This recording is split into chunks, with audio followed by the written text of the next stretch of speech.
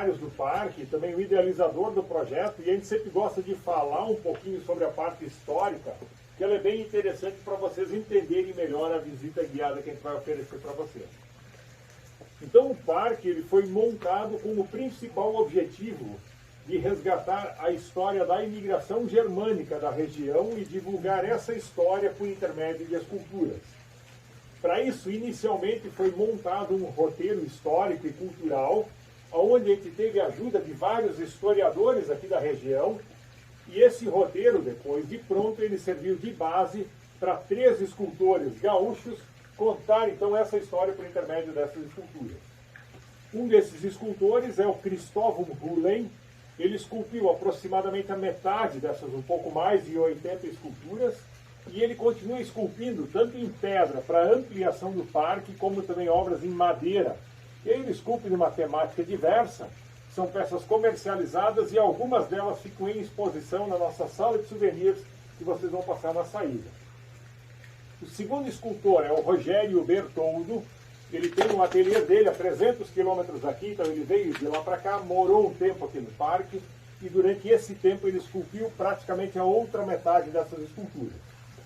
E uma obra foi esculpida pelo escultor Rodrigo de Azevedo no ateliê dele, que depois de pronta, a gente trouxe ela para compor o nosso acervo.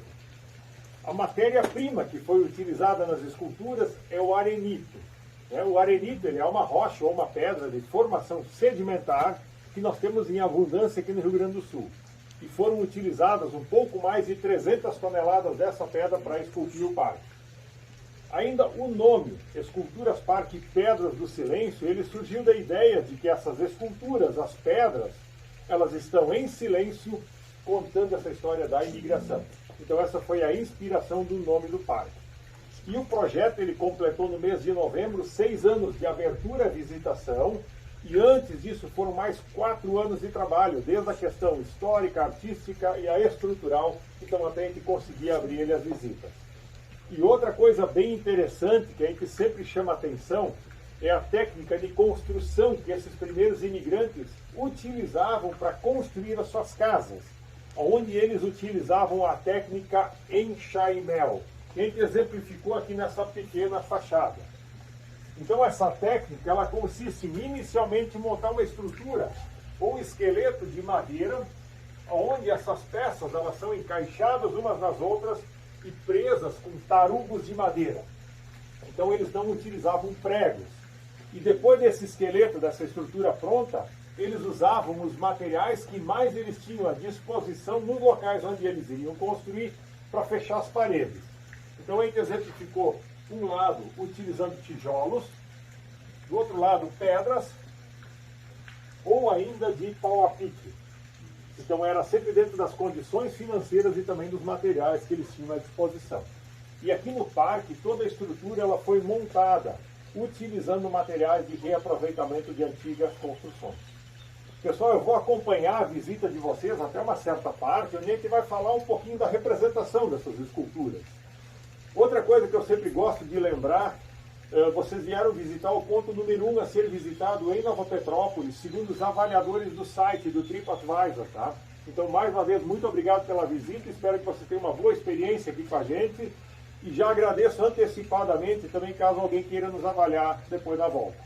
Tá bom, pessoal? Então vamos botar a musiquinha para quem vier depois, nós vamos seguir iniciar o passeio. Vamos lá. Vamos lá, gente. Por cenários esculpidos na pedra, essa saga está representada. E nesse primeiro cenário está representado o que motivou a saída da terra natal. Por que esse povo saiu da Europa para vir para o Brasil?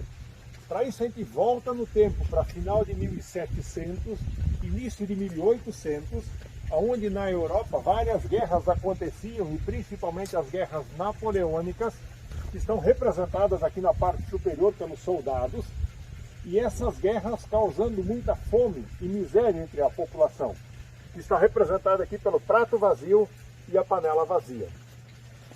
Outro fator muito importante que acontecia naquela época na Europa foi a Revolução Industrial, que ela também deixou muitas altas taxas de desemprego entre a população, que está representada aqui na parte central por famílias inteiras desocupadas, sem ter fonte de renda e tendo dificuldades de sobreviver dignamente.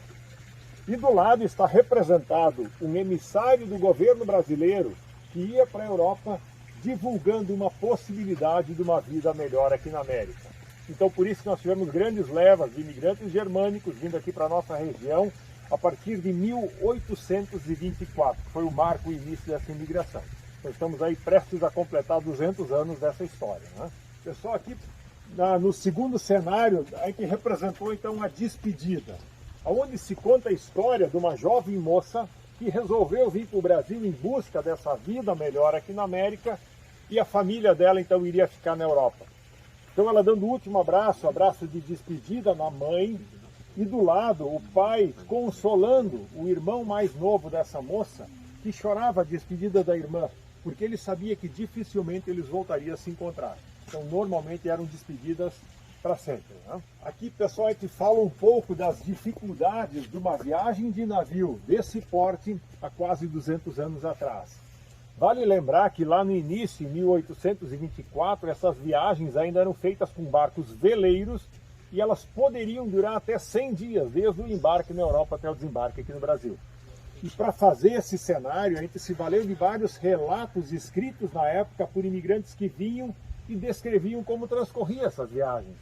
E nesses relatos dizia que muita gente passava mal em função do balanço das ondas e que um tinha que estar ajudando o outro, muita gente ocupando um pequeno espaço físico nessas embarcações.